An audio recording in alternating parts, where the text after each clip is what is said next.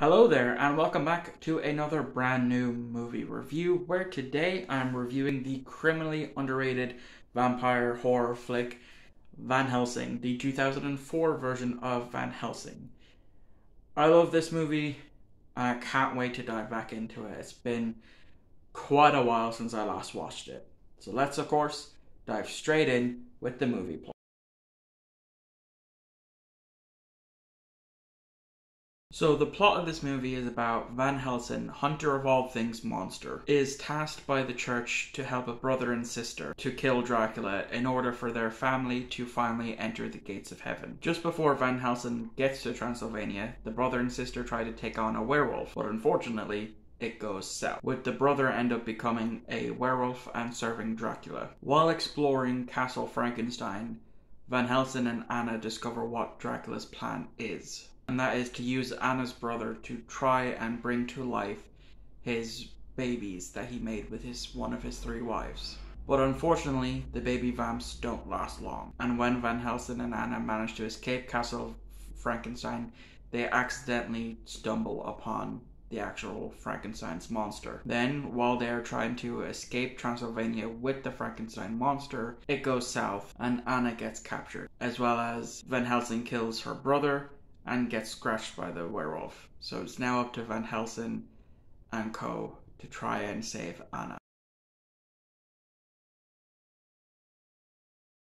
So the character of Gabriel Van Helsing is a mysterious one, as he has mentioned many times that he has no memories of his life, other than turning up to the Vatican as a bloody mess. And throughout the movie we don't really get much backstory until he meets Dracula, who then sheds a bit of light on his past. I love this version of Dracula. I definitely think he was perfectly cast, and Richard Roxburgh is fantastic in this role.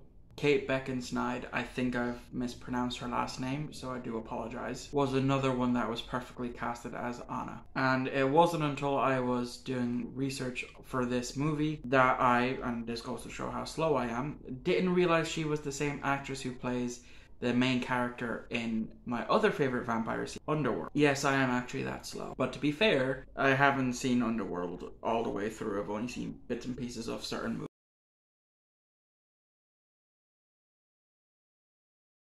So, I have decided to add two new segments for these, and they are things that I liked about this movie and things I did not like about it, just to kind of go a bit more in depth with these reviews compared to what I've done in the past. So with that being said, let's start off with this segment. So as I've stated before, one of the things that I liked about this movie is the new version of Dracula that we get for this movie, as I can't find a single thing wrong with this performance, and it's definitely up there with my favorite interpretations of Dracula. Hugh Jackman is another thing that I loved about this movie. As like with everyone else in this movie, Hugh Jackman was perfectly casted to play this version of Van Helsing, and I honestly can't imagine anyone else in this role. Hugh done such a good job to actually convey that. As well as he didn't really phone in this performance, because whilst he was actually filming for Van Helsing, on days he had off, he was filming for X-Men 2.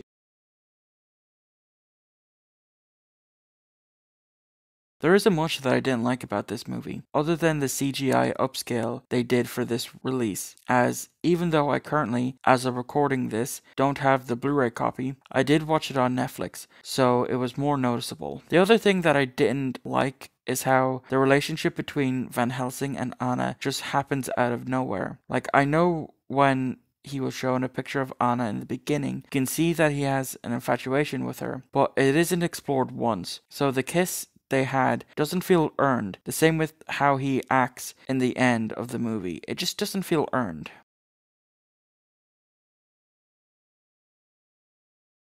Van Helsing was released in 2004 with a budget of 160 to 170 million USD and made back 300.2 million USD, with critics slamming this movie upon release. Any sequels that they had planned was cancelled as the initial box office was low. It wasn't until it released on home movie that it saw a resurgence.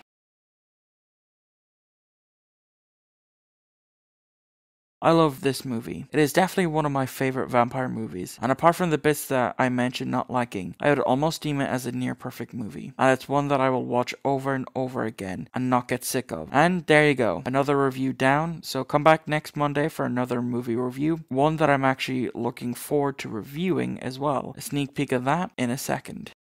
The fact that the candidate you're being asked to vote for is at this moment rotting in an English jail shouldn't put you off. Sure wasn't I in one myself till a week ago. They can jail us. They can shoot us. They can even conscript us. They can use us as cannon fodder in the Somme. But we have a weapon more powerful than any in the whole arsenal of their British Empire.